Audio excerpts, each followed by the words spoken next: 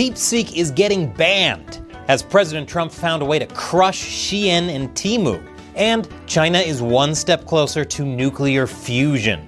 Then more on this week's China News headlines. Welcome to China Uncensored. I'm Chris Chappell. This episode is sponsored by Surfshark. Whenever you go online, you really ought to be using a VPN like Surfshark to cover your tracks and protect your identity. I'll tell you more in just a bit. Oh, and remember to join Operation Honeypot by watching this episode to the end and leaving a like and honeypot comment below. DeepSeek is in deep doo-doo. The Chinese AI is getting banned around the world. It's no longer available in Italian app stores, and other EU countries are beginning to ask some tough questions about how DeepSeek uses European users' data. Other countries are banning it on government devices, like Australia, Taiwan, and yes, Taiwan is a country, as well as Texas.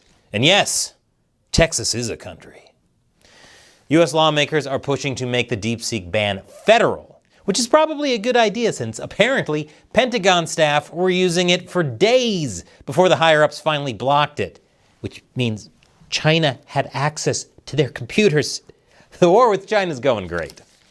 But that's not all DeepSeek has to deal with. OpenAI is saying that DeepSeek may have inappropriately used its data. What?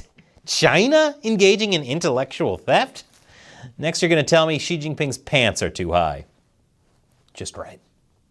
Spokesperson with OpenAI told NBC News that unnamed Chinese companies are trying to play catch-up with American AI companies by engaging in distillation, where a large language model is trained using data generated by another one. The spokesperson said they weren't outright accusing DeepSeek of a security breach, but says that DeepSeek may have inappropriately distilled our models. The U.S. Postal Service temporarily suspended inbound packages from China and Hong Kong after President Trump announced 10% tariffs on Chinese exports to the U.S. Those are particularly damaging to Chinese e-commerce sites like Shein and Temu, who will no longer be getting government subsidies to ship cheaply to the U.S. Chinese e-commerce stocks plummeted after the announcement, but USPS has now backtracked and now will continue accepting shipments from Hong Kong and China. Shein and Temu are still screwed, however. U.S. Secretary of State Marco Rubio told Panama that it must reduce Chinese influence around the canal or face possible U.S. action. And the threat seems to have worked because the president of Panama quickly announced that his country won't be continuing its deal with China's Belt and Road Initiative.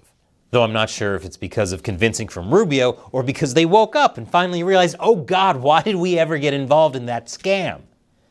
Rumor also has it that Panama is also considering canceling a port deal with a Hong Kong firm that already operates several ports adjacent to the Panama Canal. Rubio's visit was intended to bolster U.S. interests in the Panama Canal and combat Chinese influence, which has only expanded throughout Latin America after decades of U.S. neglect. That's a lot of Chinese ports, airports, and rails. It's nice to see the U.S. is no longer neglecting this area.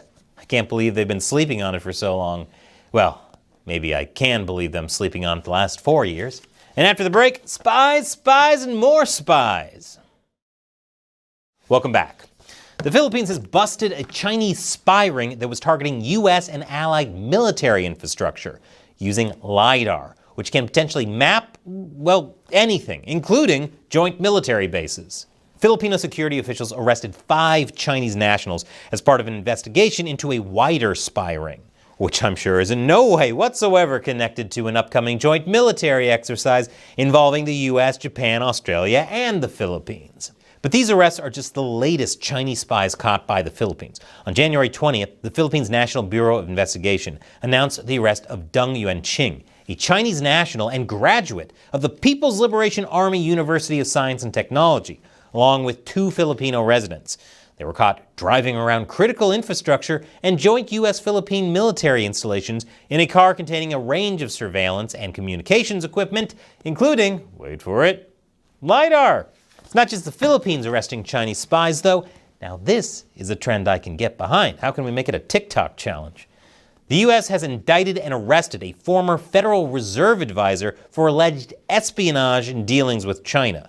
According to prosecutors, starting in 2013, 63-year-old John Harold Rogers, a senior advisor for the Division of Internal Finance in the Federal Reserve Bureau, would forward protected Federal Reserve trade secrets and economic policy to his personal email or print it out and then deliver it to 2 Chinese co-conspirators. They say he even visited them in China under the guise of being their part-time professor, for which he received $450,000. Yes, a part-time professor making almost $500,000 in one go. How could they have thought anything suspicious was going on? The U.S. Justice Department has said the information allegedly provided to Chinese intelligence by Rogers could allow the CCP to manipulate the U.S. market in a similar manner to inside trading, which would be terrible. They should do it in the honest way, by just making a bunch of lucky guesses, like Nancy Pelosi. U.S. pressure is mounting on Thailand over 48 Uyghur detainees who are on day 15 of a hunger strike protesting deportation to China, where we all know what will happen to them. Well, all of us except for DeepSeek.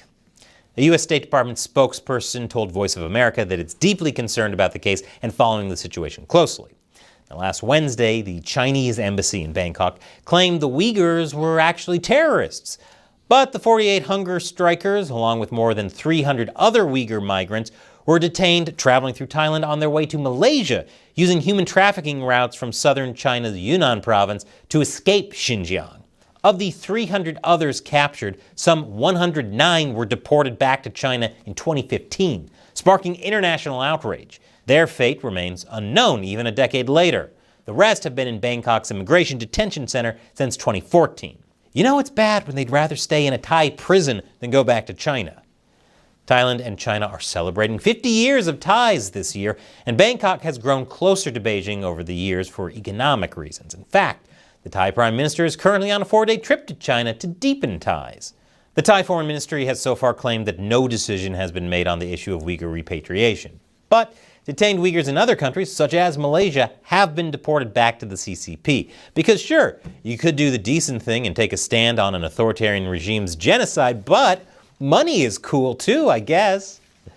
Meanwhile, President Trump has withdrawn the U.S. from the UN Human Rights Council and ended funding to the UN Relief and Works Agency. That's crazy. The Human Rights Council does such good work. Why, for instance, member country China has used it to block international criticism of its repressive human rights record and weakened international norms of human rights, transparency, and accountability. And the U.S. doesn't want to fund that? Trump withdrew the U.S. from the Human Rights Council during his first term, telling the UN to their faces it isn't living up to its true potential. Trump is also reviewing America's involvement in UNESCO and funding of the UN more generally. Wow! The United States is by far the biggest funder of the UN. Critics say a U.S. withdrawal would leave a power vacuum and China could gain control. To which I say, they can't have more control than they already do. U.S. taxpayers don't have to pay for them. And finally, China is building a huge laser-ignited fusion research facility. Satellite photos show 4 outlying arms that can house laser bays that can, in turn, house lasers used to fuse together hydrogen to generate energy. Which, oddly enough, has a very similar layout to the U.S. National Ignition Facility. A coincidence, I'm sure. Except China's one is 50% bigger. If China can pull this off, China could solve all of its energy needs, as well as potentially develop new fusion weapons. Or, even more concerning, as I've been warning about for years now, China has successfully killed the Wither and now has the resources to make a beacon. That's why they can build so fast. The endgame? Chinese soldiers with elytras. And did you know that every time you go online, everything you do is potentially compromised? And that's why the people at Surfshark created a VPN that keeps your internet activity private and secure. If you're not taking active steps to protect yourself, everything you do is being tracked and logged by the websites you visit, your internet service provider, and often by your own government. Using a VPN makes you harder to track. Surfshark has servers you can connect to in over 100 countries, more than any other VPN. That includes a server in the British Virgin Islands, where the law allows companies to not log user data.